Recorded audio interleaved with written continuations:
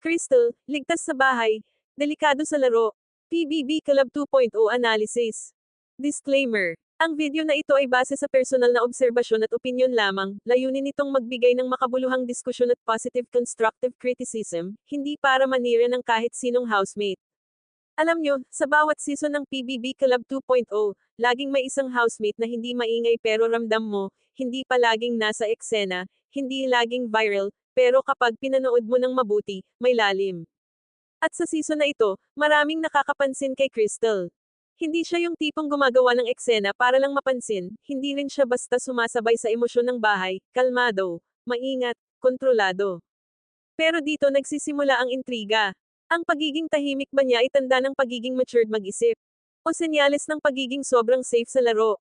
Image ni Crystal sa loob ng bahay.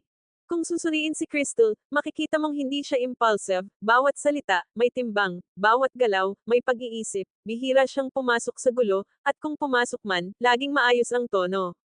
Para sa marami, ito ay maturity. Pero sa isang bahay na puno ng emosyon at pressure, ang tanong, sapat ba ito? Dahil sa PBB, hindi lang talino at bait ang tinitignan, hinahanap din ang tapang na ilabas ang tunay na emosyon. Matured mag-isip pero may distansya.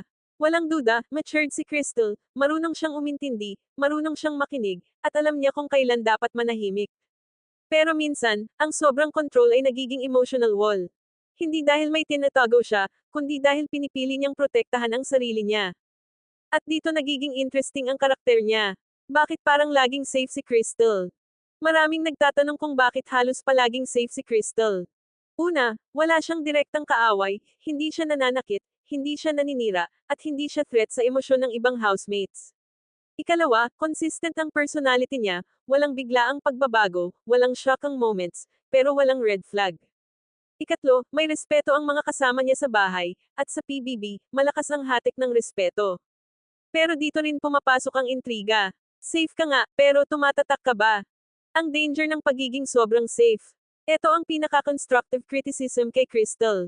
Sa PBB, hindi sapat na mabuti ka lang, hindi sapat na matured ka lang mag-isip. Kailangan mo ring ipakita. Ano ang kinakatakutan mo? Ano ang pinanggagalingan mo? At ano ang handa mong ipaglaban kahit delikado? Kapag palagi kang nasa gitna, may panganib na hindi ka maramdaman ng buo ng viewers. Hindi ito kakulangan ng pagkatao, kundi kakulangan ng emotional exposure. Pero may malaking potential si Crystal. At dito tayo lilino. Si Crystal ay may potential na lumalim pa ang impact, kung magagawa niyang magbukas, kahit kaunti lang, kung maglalakas loob siyang ipakita ang weakness, hindi para sa drama kundi para sa katotohanan. Doon siya mas makikilala. Dahil ang totoong maturity, hindi lang pag-iwas sa gulo, kundi pagharap sa emosyon kahit masakit. Relatability sa labas ng bahay.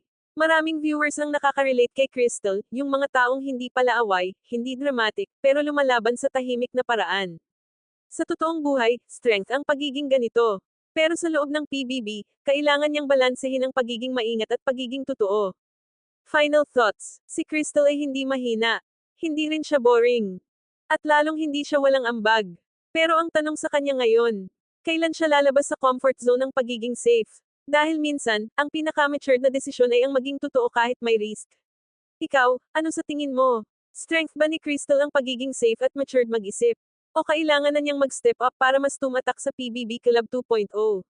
Ay comment nyo ang opinion nyo. Like, share, at subscribe para sa mas totoo at mas malalim na analysis dito sa Buzz Pinas.